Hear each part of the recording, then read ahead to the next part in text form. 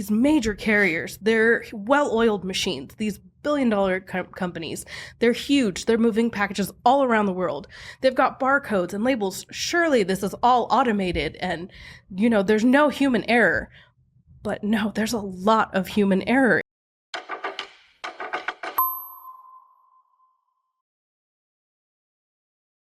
Welcome, everybody, to the Decoding Cross-Border Ecommerce podcast, done by Zonos. And today we have a few Zonots in the house. I'm Ryan Swapp. I worked here actually since before the company even started. Pretty much, yeah. Actually, that's true. That is actually accurate. Officially, it'll be 14 years next month. So I've done pretty much everything you can do. You've done every job. Pretty much. You've, the amount of times you were up at night manually being the database, essentially, right? I mean, the amount of manual things that we would do at the beginning were just completely absurd. You would actually at the beginning, when we processed a shipment, because we had a you could do shipping labels with us, right? We had a system to do that. Mm-hmm. Like, meaning it was so easy. If you were a merchant, you could just log in and click on the order and print the label, and it was a Google sheet. Yep. So Ryan would be in like DHL Easy Ship or UPS World Ship, and you print to a PDF. Yep. And then upload it. FTP. Yep. And then, honestly, our merchants loved it. It was one of the best shipping systems. Wait, hold on a sec. But they'd sell it as automated. There's this automated service that does this. Uh-huh. Hold on. This is going a totally different direction than the podcast was meant to go, but I have to know a little more here. So I need to understand the process. So if I'm the customer, I'm going to the sheet, and there's this link in the sheet that would just pop up this PDF, right? But you're creating the PDF and the link and putting it in the spreadsheet? Exactly. Yep. Now, the weights weren't always right, but we did put a weight in there. We guessed. Ryan would look at the picture or the image and be like, this is probably like a pound. It's probably like 3 pounds. That's a 4x2.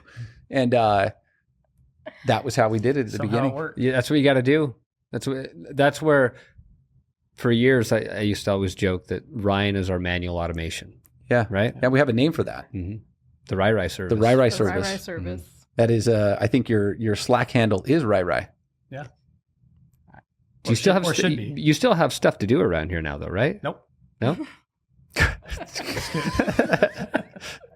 Okay, Kat, tell us about yourself. So my name is Dej-Panah. I work at Zonos. I've been at Zonos for 4 years. I started out on the customer success retention team. I will confess, when I first got the job, and about a week in, I had no idea what we did. I was frightened and confused. But I've figured things out. I've been learning, and I've had a few different roles at Zonos. For a while, I was training all of our new employees, and currently I support our supply chain partners team, and I head up the landed cost guarantee task force. So myself, Ryan, and we've got about 6 other folks on our team that help review all of the duty and tax invoices and calculations and make sure that our landed cost guarantee is working and supporting our customers. And Ryan's the head of global trade data, so he's the one that's making sure everything in the database and all of that is accurate, up to date, a lot of times dealing with the carrier fees. Now, to your comment that you didn't know what we did after a week, we did have someone that worked here, and I remember after the 1 year anniversary, she came up to me and said, "Clint, I love working here. This place is great. I can't wait till I understand what we do." So only a week is pretty good then. Yeah, Kat, you're way ahead of everybody else. Ryan still doesn't know what we do. I have no idea. All right. Okay, well, let's get going. We're excited about today. We've been wanting to do this podcast for a while. We've been waiting for a while because we had Kat here, took off and spent a good chunk of the last month or so in Australia, working in our office down there and traveling the country. And so it's exciting to get her back so we can actually talk through this one. But I'm going to lead in, before we get to the topic, I want to talk about Australia a little bit. Yeah. So there's a guy that going through customs in Australia, right? And they asked him, "Do you have a criminal record?" Do you know what his response was? What? He said, "No, I didn't know that was still a requirement." Well, this is okay. So first, but before we jump into the topic, which is going to be about crazy duty and tax bills, that is today. Kat and Ryan. Right. Ryan's been around since 14 years. 14 years with the company. Yep.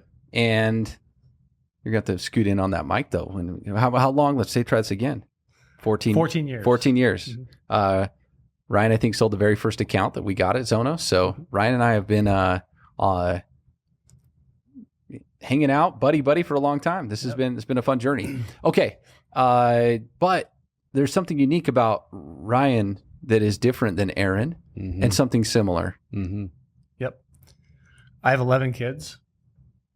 Okay, 11. 11. And Aaron? I have 8. Which I'm in second place at Zonos. So we've talked about, I think, Ryan and the 11 kids on the podcast before. This is, but we were expecting good dad jokes from you when you came on. I mean, with 11 kids, do you not? No, I don't. That's Aaron's job. What you don't know is he is a married father of 11 kids, but his wife is a single mother of 12. That's right. Very true. Have you recruited Aaron to create like a sports team? Well, we should. Well, I guess 11, like an entire football team. So never mind. Right. So you'd be calling up Aaron to have an actual full game. We do scrimmages. Yeah, yeah, full blown. Yep. Yeah. Anytime my family goes anywhere, it's quite a disruption. So my brother-in-law called this Swapp Nation. So Swapp Nation has arrived. All right. This is going to be fun. Let's get going. All right. Do you want to ask the first question about duty and tax bills? Yeah, well, I want to kind of intro this a little bit of why we're even talking about this topic. And I think it's probably good to frame it with Zonos and what we do. The main thing we do is duty and tax calculations. We guarantee those calculations up front before they ever get assessed, which means we have to take on the responsibility to pay the duty and tax bills when they actually come through. And sometimes you see some crazy stuff happening. And it's really interesting as we watch bills coming in and we're seeing these duty and tax invoices coming in across a lot of different merchants, a lot of different commodity types. And for the most part, things kind of happen as you'd expect, but not always. Yeah. And that's where things get fun. So we definitely have unique insights, and because I think it's a couple things. One, we obviously work with a lot of different merchants, so there's a lot of different items, like you were saying. But also, most people don't look at their duty and tax bill. And we do. No. And that's the unique part. We actually have to look at it, and these two people are the ones that look. Mm-hmm. Hey, Ryan, how do you look at a duty and tax bill when it comes in? Like, what's your... Well, usually with my eyes. Okay. But we'll go to a carrier website, and usually we're looking at individual cases where we'll see a large discrepancy. And so we'll go to the carrier website, download the customs documentation, which presents its own challenge because a lot of times these documents are in foreign languages. So why are you looking at the customs documentation? I'm assuming then the amount, for some reason, something was off on the total. Right. Well, hold on, I'm confused. But wait, shouldn't the invoice from the carrier just give you all the details you need to know what's going on? That would be nice if it did, but unfortunately it doesn't. So that only tells us half of the picture. So to get the other half, we have to find out what did customs do? How did customs come to the calculation that they did? And so we will download the documents if they're available. Quite often they're not. Some carriers are better at it than others. And a lot of times those documents will be in Japanese, for example, and I don't speak Japanese. So usually what we do in that case is we grab our phone and we go onto Google Translate, and we're literally using the camera feature to read these. Yeah, because this isn't documents. Text; these are images. Yeah, it's just an image, right? So that's basically what we do, and we can usually figure out what's going on by doing that. It kind of completes the circle. So you're kind of reverse engineering how that calculation came to be. Well, and the other thing is, because I dealt with this quite a bit in the past. Sometimes you get a lot of detail in just the invoice data itself. You know how much was duty, you know how much was tax, you know how much was a different fee. Some of your more developed countries like Canada might have a lot of great detail, and you don't even have to dive into these clearance documents. Right. But then you have others where it's just one line that might say duty charges, which in reality has duty, tax, brokerage, and everything else lumped into one field, and there's no way to break that out unless you start diving into those clearance docs. Yep. A lot of times we see a fun fee called other government fee. Right. We don't know what that means, but the carriers are charging it. But you still got to pay it. But you still have to pay it. Yep. And then we got to calculate it, right? We have to predict.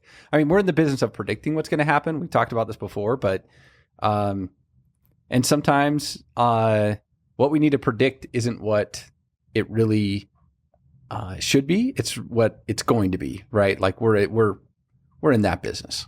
And a lot of times we are predicting on things that are very inconsistent. We had a scenario with a customer who reached out. They had an order for their end shopper who had bought, I think it was 27 different items. And so there's 27 different items on the invoice. There's a fee that the carriers charge called a multi-line entry fee, which once you go over 5 of those lines per an HS code, they charge an additional fee because that's additional work for their employees to go through. And this fee is how much roughly? About $5 per line. Ooh. Once you go over 5. And so we had calculated it and they reached out and said, what's going on? It's a sizable fee with that many items, and each item was a different HS code, so of course it's a separate line. And we explained everything, pulled up the documents from the carrier and said, well, this particular customer was using us for calculating, but they weren't using us for the guarantee, so they were spending the time going through the invoices. And when the invoice came up, surely there was the fee added on, so it was also a good case for them to move to landed cost guarantee, because then myself, Ryan, and our team are the ones that are reviewing it, making sure that fee is legitimate. We should be assess that and making sure that that calculation has that ahead of time, so there's no surprises. Well, you bring up a good point. For our customers where we have to guarantee it, we deal with all of this. We dig in, we figure out what's going on, fix problems, dispute charges if they're inaccurate, which we'll talk about a few of those. But if there's a lot of companies out here that maybe do their own estimates or maybe just use a calculator, but they're still on the hook if there's any difference between what they calculated and collected at checkout versus what gets billed. And we've actually had a number of customers either come to us because they were doing it on their own and losing a bunch of money, or that converted to us guaranteeing those, just because dealing with the reconciliation of these actual bills to the calculations is a mind-numbing process and very difficult to do without the right insight. So I have an example for folks who are watching this. I'm holding up a sizable binder. We had this bound because otherwise it's a few hundred loose pages, but we have a major customer, and this is one day of their bills from the carrier. And this isn't shipping, this is just the duty and tax bills for one day. So if I was working on an accounting team and I had to deal with this every day and trying to do the math and figuring it out, I'd quit. That's a lot. What's crazy is we actually don't want the paper and they still send it. But they still send it, yeah. Yeah. We do a lot of recycling. that looks like light reading to me, like bedtime I stuff. love this stuff though. That's great. Like we bought, the whole chapter in tariffs, HS schedule for the US, and just so people could visualize on the team, like how difficult it is by country, the massive amount of volume. Yeah, you're right. When it's in electronic form and the data is just in a computer somewhere, you sometimes lose sight of the scope of of how big and how much data there is involved in all of this. So I want to hear something egregious. Like what's it like? We're talking about crazy duties and tax bills. So Kat, what's one of the worst examples you've seen? The worst example I've seen was when another member of our team, Taylor, shout out Taylor, he does a lot of our data, and he's got some automation set up to alert us for things that are out of the norm. And he got an alert that we were getting a bill from FedEx that was $2.8 million. Whoa. That was for like a $10 million order, right? No, it was not. We looked into it, and the original order was $6,700. That's the USD. So this order had been on our radar previously. It was an interesting case because we had our merchant sold, it was, Ryan, correct me, but I think it was 20 or 30 pairs of soccer shoes.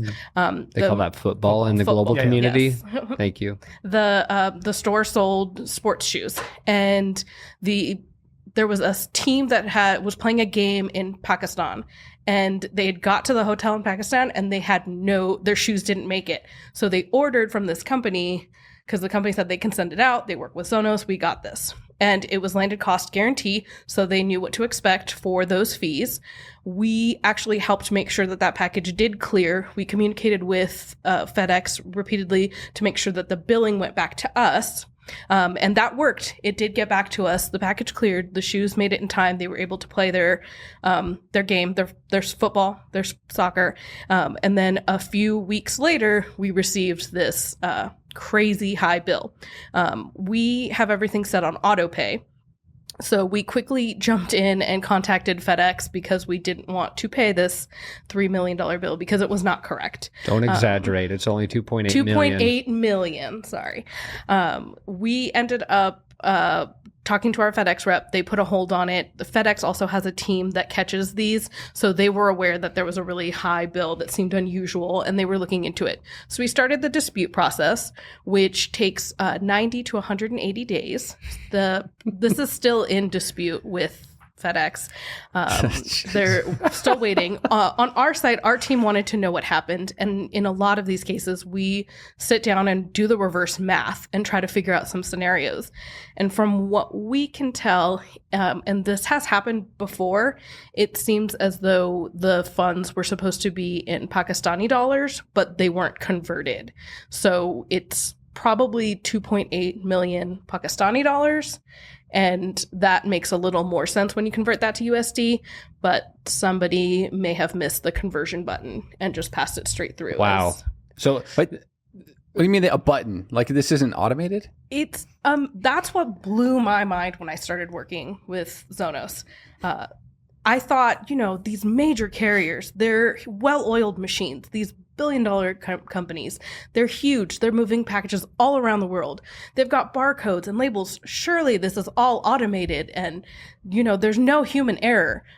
But no, there's a lot of human error involved. A lot of times where just someone wasn't paying attention, they hit a button, and we get billed something egregiously wrong and have to go through that dispute process with the carrier.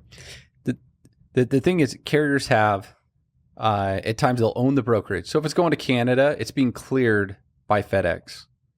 But then you get to countries like Pakistan and some of these other smaller countries typically, and either due to government regulation or just they haven't gotten to the point where they want to have and own their own brokerage. They have these agents that are doing it on their behalf, and they don't control all the processes. And this is where you end up with this the manual touches.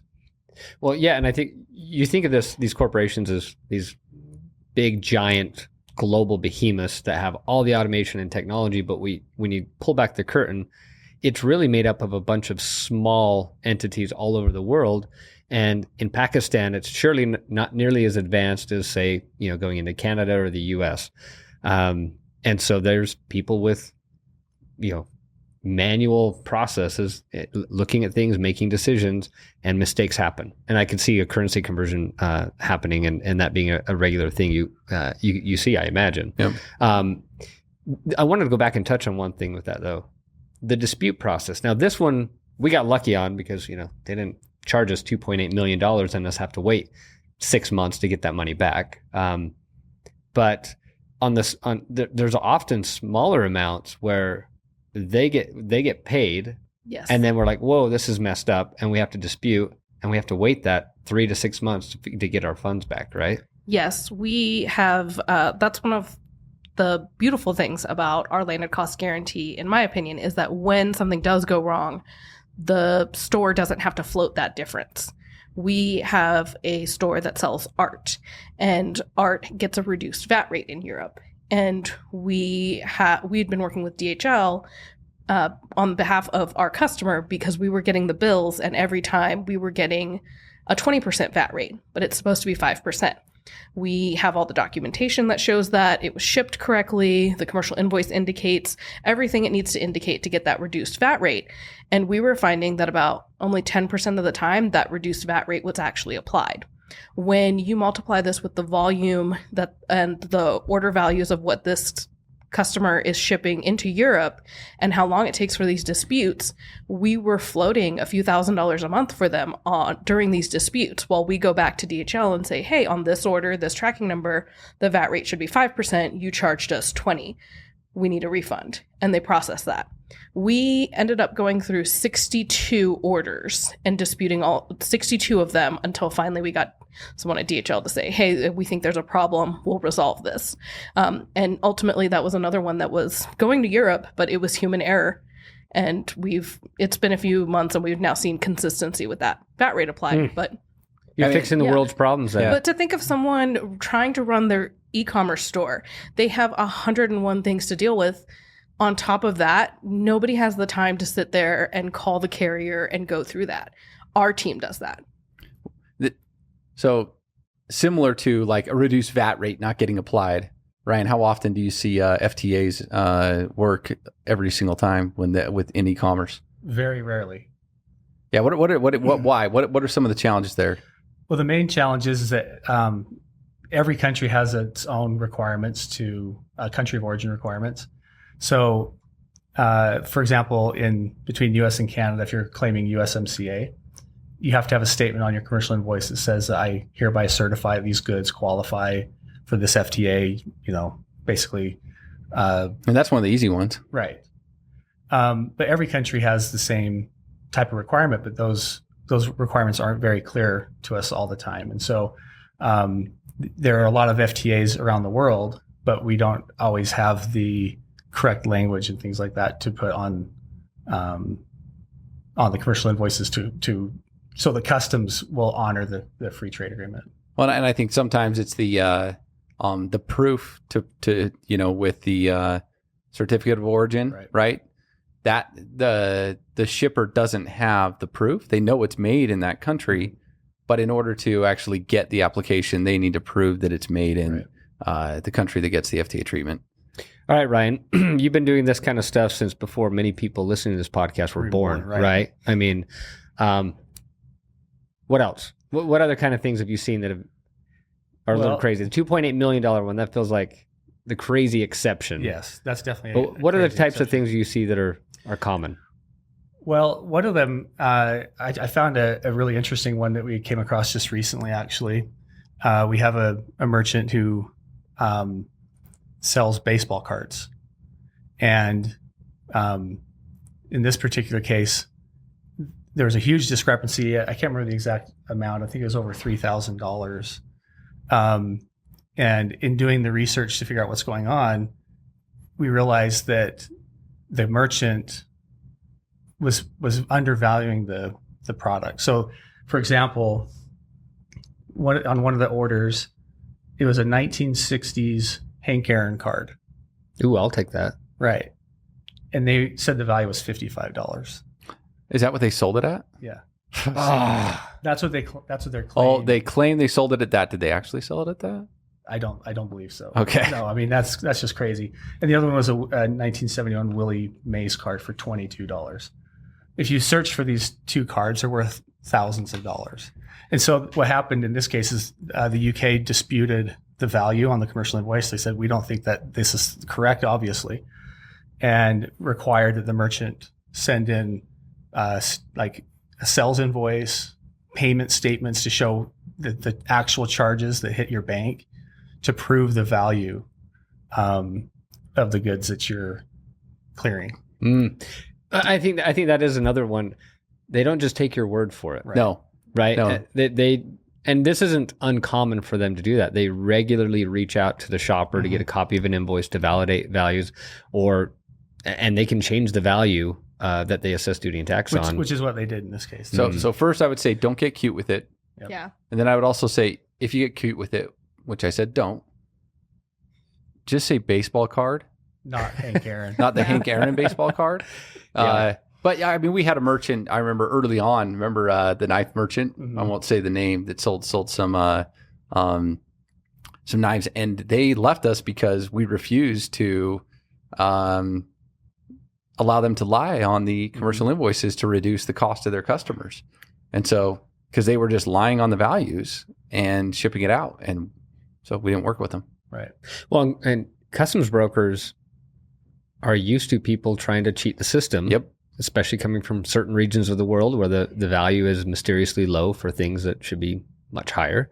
And so, yeah, they scrutinize it. And we even run into problems where we're very honest, but there might be some different discounts in place, and they get invoices that maybe get confusing, and then we have to dispute and correct them on what the true value is. But it really comes down to the human clearing these shipments can use their judgment to say, no, I think it should be something different. Right. Which, if you're not being honest about it, you could have some surprises happening. Well, and that also underscores the importance of having good descriptions of your products. That takes the guesswork out. You have a human being that's looking at this package. They don't understand what the description is, and you leave it up to them to determine, well, I think it's this, and it may be completely different from what it actually is and what we calculated our landed cost off of. Yeah, you can't say this is a totally awesome turtle t-shirt, because that gets confused when you translate it into another language, and then they're starting to look for a turtle. We've seen it come up with other things when people use a web description or an SEO description. That's very different than a customs description. And this ties in with the a previous podcast we did with Urim talking about customs descriptions. Yep. And there's a direct actual financial impact that can happen if you don't have good descriptions. Right. Well, it's clear customs is looking at things manually, right? Like even this example, there is no automated system. They're Googling, they're checking things out. You would think calculations are also something that would be automated, but I think you had an example that was going to, was it Monaco or something where, I think they're doing it manually too, or they had a bad calculator, pulled out. My frequent joke in the office is that somebody at customs fell on the keyboard that day, and that's what they put in on the value. We had an order that the order value and the customs invoice value was $192.53. So $192 USD. We received our carrier invoice, and the VAT was $300 USD. So the VAT was over 100%. So that could be anything from it's 10%. Is that the VAT rate in Monaco? No, it is not. Okay. But that's a very common scenario that we see probably more than anything. Yeah. Is it usually they typically get the value of the goods wrong, and then everything else? Sometimes the value is wrong. We had one notable case where it was a computer, and it was $1,800 US, so $1,800, and the value on the bill we got back was $18,000, and it was just clearly somebody had moved the decimal, and so we ended up the VAT and duties charges ended up being close to $6,000, and we disputed that. Because you were paying attention. Because that's what my team does. Yep. Yeah, that's what you do. Mm-hmm. What are there some others that we've missed? That what are some other issues that have gone on out there? Look, we have a Canada Post product, right? So So what happens when because we do offer Canada Post a DDP product that ships with the United States Postal Service to Canada, and so every carrier dispute process is different, right? Yes. Every carrier dispute every carrier has a different process. Usually there's an online form. We have very good relationships with our account executives and people out with the carriers. So we usually go through the account reps, because that can give us, that can escalate the process. But they all have some sort of process except the post. So I'm a big fan of Zonos's Canada PDDP program, because if you are a merchant, you have no recourse with Canada. If you contact Canada Post about getting a refund or a recalculation on a bill, they will say, we don't actually collect. It's CBSA that collects. And then if you contact CBSA, they say, no, it's Canada Post. I personally spent about an hour trying to untangle this, an hour on support with someone from Canada Post, and we finally figured out what needs to happen if there's a miscalculation. The only person that can dispute it is the consignee, so the person who's getting that package in Canada, and the process is the label, they have to get the Canada Post label, and on the back of it, there's a form. They have to fill that out, hand the package back, so essentially refuse it at the door and say, no, don't give me my package. Canada Post then gives it back to CBSA. It goes back to the original CBA office that did the assessment, and then they might recalculate it. When I was on the phone with this person from Canada Post, they told me, we don't advise that though, because most of the time the package doesn't end up getting to the end customer, because you now have a package that's back channeling through the delivery flow. So it ends up just going back to the merchant. I think the moral of the story is there's no process. Yeah. when it comes to governments, money only flows one way. Yeah. Right. Hey, Yeah. look, I've had a tour of a customs agency, right? Like actually seeing the person. This guy was way past his retirement age, and he would just, the box would come in. He'd look at the box, he'd type something in, look it up, just the lack of controls that were going on were unbelievable. And the thought of, I missed the decimal. And then the problem is, Bob or whoever the guy is going to be in the back that needs to come, like that thing's got to go back. And it is so manual. And then how is that consignee supposed to know that this amount is disputable right at the door, right? Might have already been delivered, or, obviously if it's egregious, they might feel like it's high, but what if it's, only $20 too high, right? They'll end up paying Most people wouldn't even notice. Yeah. Yeah. So it's, and the other thing is, I know there can be times, we've talked about how during the clearance, duty and tax is wrong and all of that.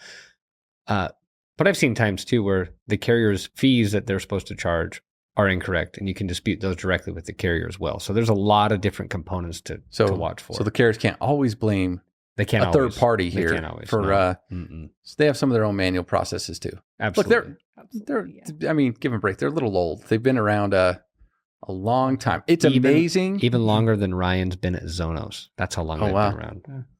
Hey, You've been here longer. Yeah, but I owe Ryan for my first job. I used to be his first real job. He was my supervisor. I thought you were still a supervisor. He hired me into a healthcare job, and Ryan's been around a while. We know each other a long time. Ryan and I go way back. I was a Zonos customer before I came on board here, and I drove him up the wall. Oh, yeah, you did. Oh, it was when I told Ryan I was going to hire Aaron.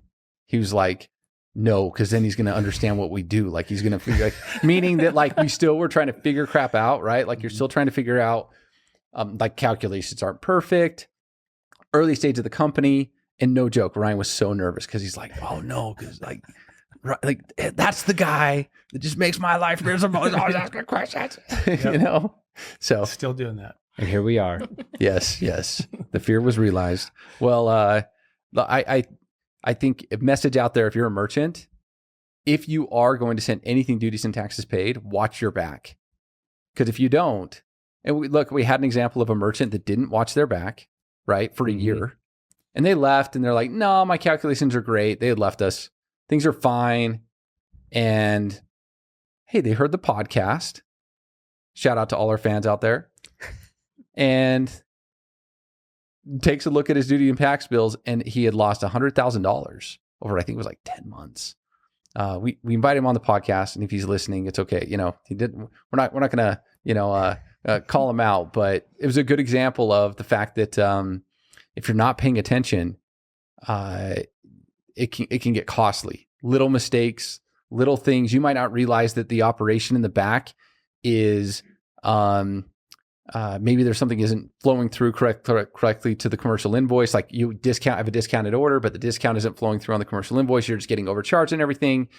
And even though you might have calculated right on the front end, meaning your checkout, you might get hosed on the back end. And we're the ones that get to deal with that. So with Ryan and Kat here. Yep. Any other advice you'd have for, our fans out there and now your new fans? I feel like we just revealed Wizard of Oz behind the curtain here with these two. Is that what just happened? Right. It took a little arm twisting to get them here. The fame that they're going to have now, that they've shown their face in public. This is It's game over. Yeah. I don't know You're what I'm never going to do. be the same again. Right. Yeah. Yeah. They're going to get an agent recruiting them now out there. And okay. Well, hey, this has been another riveting, fun episode of the Decoding Cross-Border Ecommerce podcast. Man, I've been wanting to talk about these crazy duty and tax bills, and we could talk forever. But for now, I think we're good. And thanks for coming on. Thank you. Thanks, guys.